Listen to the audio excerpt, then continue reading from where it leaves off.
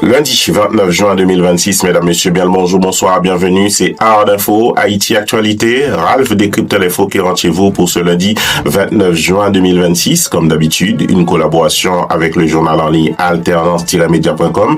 En Floride, c'est Téléspirale et pour la production à Paris, c'est 6 Media Lab. Au sommaire de l'actualité pour ce lundi 29 juin, justice, le gouvernement haïtien accélère le renforcement des pôles judiciaires spécialisés. Plus de 17 700 candidats enregistrés en seulement 12 jours pour le recrutement des forces armées d'Haïti. La police nationale d'Haïti démantèle un foyer de gang à Pèlerin 5, 7 bandits arrêtés, 2 armes et un véhicule saisi. Et la police nationale d'Haïti qui reçoit un don de 100 véhicules tout-terrain de la part du gouvernement du Canada. Et puis Haïti Éducation, 190 000 candidats se préparent dès ce lundi pour débuter leurs examens officiels à travers tout le pays. Et puis dans l'international, en France, 11 morts, c'est le bilan d'un crash d'un avion du parachutisme près de Nancy. Une enquête est ouverte selon le ministère de l'Intérieur. Au Venezuela, le bilan des 2 puissants séismes grimpe, 1450 morts et près de 50 personnes portées disparues et des milliers de secouristes sont toujours mobilisés sur le terrain. Et puis on parle de cette Coupe du Monde 2026, début des 16e de finale, les affiches sont connues et la bataille pour les 8e de finale ont déjà lancé dès hier dimanche 28 juin 2026. Voilà, ce sont les titres, mesdames, messieurs, qui vont être développés dans un instant dans votre édition Art d'Info pour ce lundi 29 juin 2026. Vos journées sont chargées et vous manquez du temps pour suivre l'actualité en temps réel? Pas de souci. Tous les jours, Ralph Siméon vous livre l'essentiel de l'information avec rigueur, clarté et précision.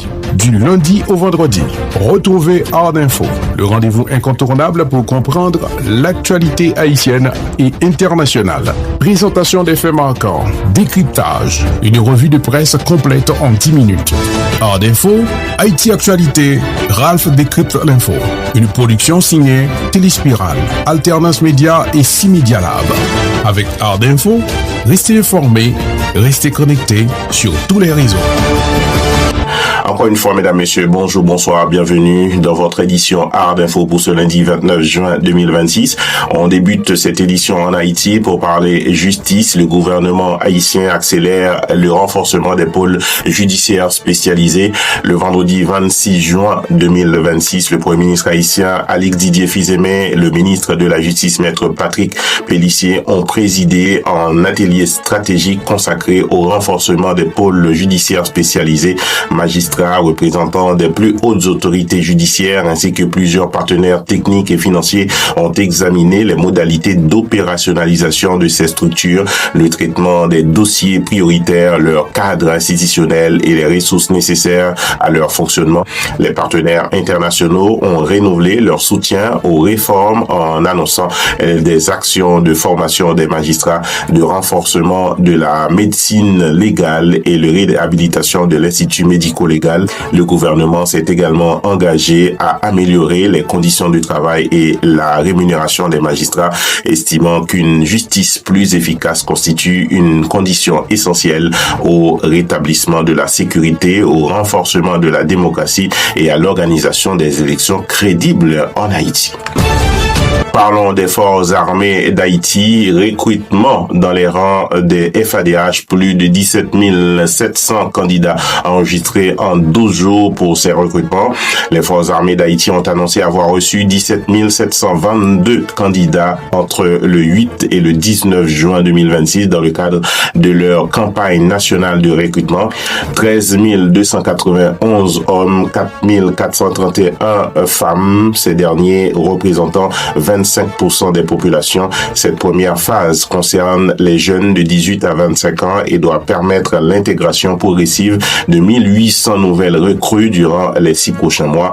Une seconde phase sera prochainement ouverte aux professionnels âgés de 22 à 35 ans, notamment dans les domaines du droit, de l'ingénierie, de la médecine, afin de renforcer les compétences spécialisées de l'institution. En parallèle, les travaux de modernisation des bases militaires militaires de Vertières des Anacaona et se poursuivent pour augmenter leur capacité d'accueil et améliorer les conditions de formation des futurs soldats dans les rangs des forces armées d'Haïti. Haïti Sécurité, la police nationale d'Haïti démantèle un foyer des gangs à Pèlerin 5. 7 bandits arrêtés selon la police, des armes et un véhicule saisi. Le samedi 27 juin 2026, la police nationale d'Haïti a annoncé avoir démantelé un foyer de gang à Pèlerin 5 dans la commune de Pétionville. L'opération s'est soldée par l'arrestation de 7 suspects, la saisie de 2 armes à feu ainsi que la confiscation d'un véhicule Suzuki immatriculé à A71 882. Les individus interpellés sont soupçonnés d'être impliqués dans des enlèvements contre rançon et plusieurs cambriolages. Les policiers ont notamment saisi un pistolet Beretta portant le numéro E53 47 97 et un pistolet Taurus immatriculé TFW 13 560. La police nationale d'Haïti précise que l'enquête se poursuit afin d'identifier d'éventuels complices et appelle la population à continuer à collaborer avec les forces de l'ordre pour faciliter l'arrestation d'autres personnes recherchées dans le cadre de ce dossier.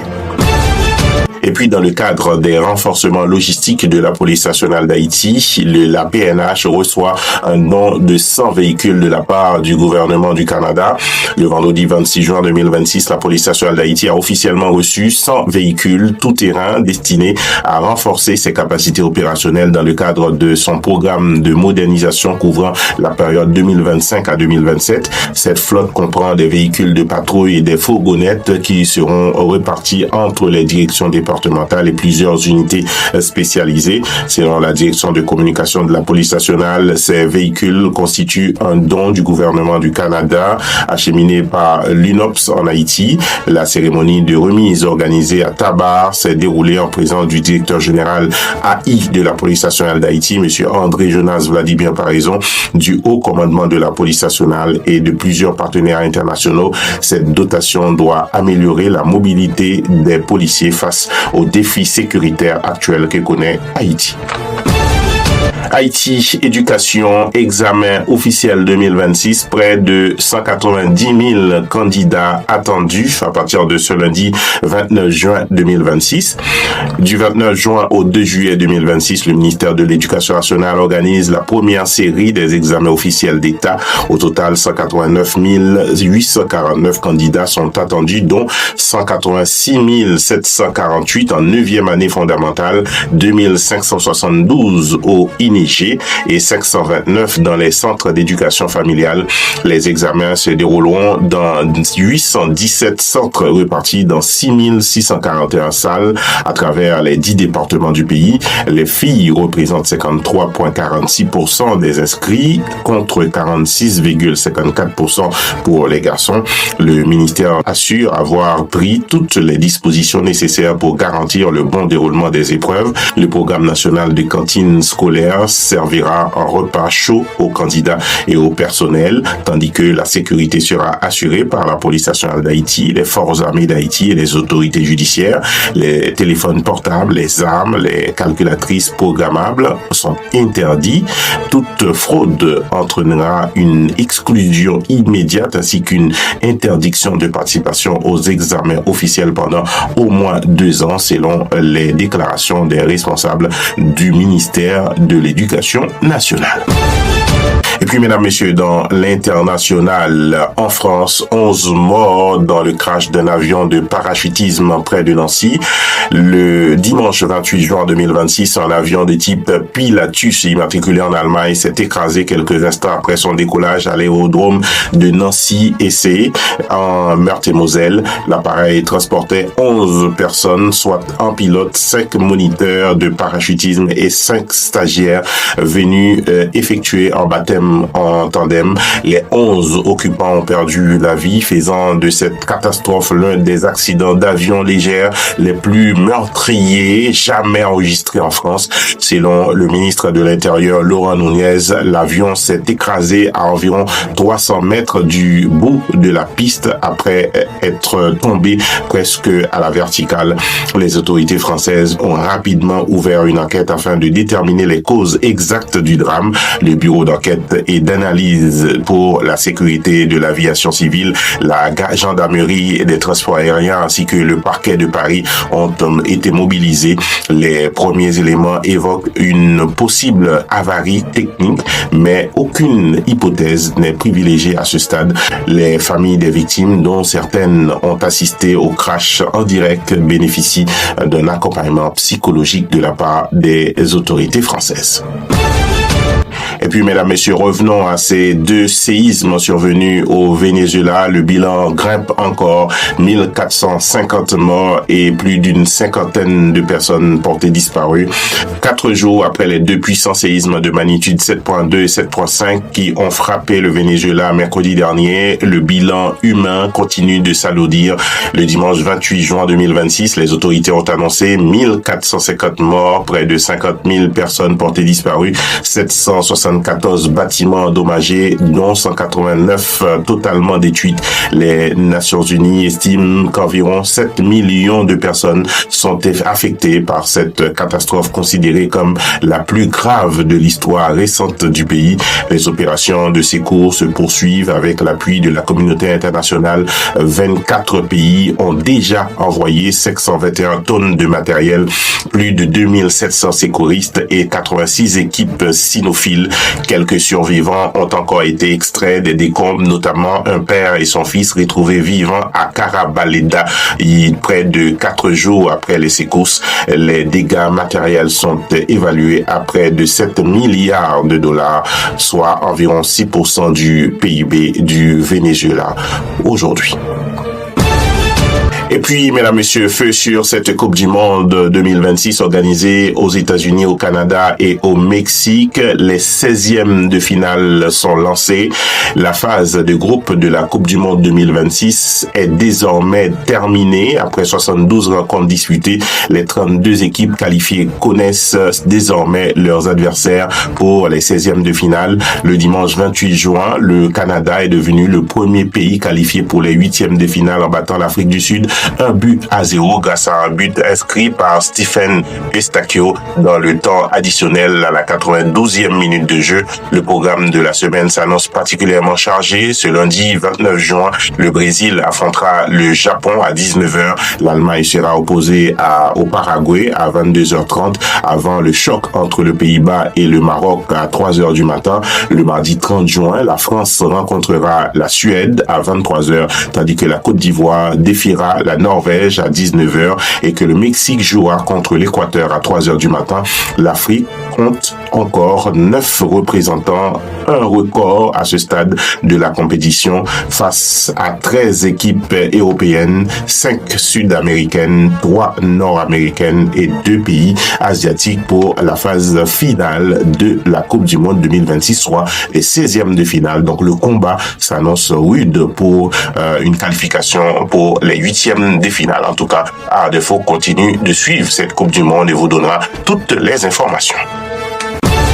Voilà, mesdames, messieurs, tout ce que vous deviez savoir sur Haïti et sur le monde pour ce lundi 29 juin 2026. Pour vous l'apporter, votre serviteur Ralph Siméon, en collaboration avec le journal en ligne Alternance Média, Téléspirale et C-Media Lab. Je vous invite, mesdames, messieurs, à continuer à nous suivre et partager nos informations sur tous les réseaux. Pour nous suivre, c'est sur Facebook, Ralph Siméon ou Art Info. Sur YouTube, c'est Art Info TV ou pareil sur Instagram. Avant de vous quitter, mesdames, messieurs, je vous rappelle une chose. Si les méchants croissent comme l'herbe, si ceux qui font le mal fleurissent comme la fleur des champs, c'est pour être anéanti à jamais. Haïti périt. N'a continué gourmet pour nous remporter la victoire. Je vous remercie, mesdames, messieurs, pour votre fidélité. Je vous donne rendez-vous mardi, demain, pour une nouvelle édition Art Info. Merci, à bientôt. Vos journées sont chargées et vous manquez du temps pour suivre l'actualité en temps réel? Pas de souci. Tous les jours, Ralph Siméon vous livre l'essentiel de l'information avec rigueur, clarté et précision. du lundi au vendredi. Retrouvez Art d'Info, le rendez-vous incontournable pour comprendre l'actualité haïtienne et internationale. Présentation des faits marquants, décryptage, une revue de presse complète en 10 minutes. Art d'Info, Haïti Actualité, Ralph décrypte l'info. Une production signée Téléspirale, Alternance Média et C-Media Lab. Avec Art d'Info, restez informés, restez connectés sur tous les réseaux.